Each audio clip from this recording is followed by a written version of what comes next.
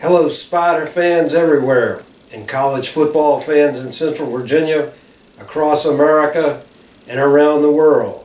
Satchmo, glad to be back for episode 5 of the 2013 Spiders preseason opponents countdown. The Liberty University Flames traveled to the Brick House for the first game ever against the Spiders on September the 21st at 6 p.m. This game has the potential to become a new rivalry for the Spiders.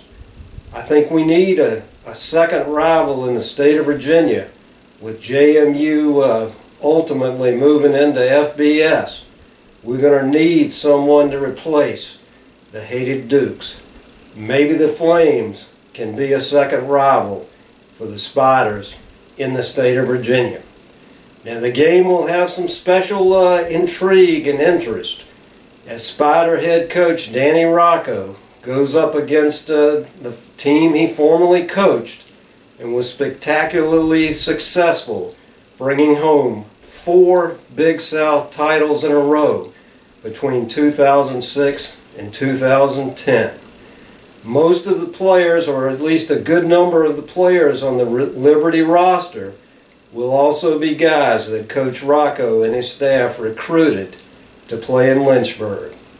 Now the Flames will be coached by former Nebraska legend and FBS coach Turner Gill, who in his first season in Lynchburg generated a 6-5 overall record and a 5-1 record in the Big South that was good enough for a co-conference championship there. Those 5 conference wins included an impressive win over Stony Brook, a new member of the CAA.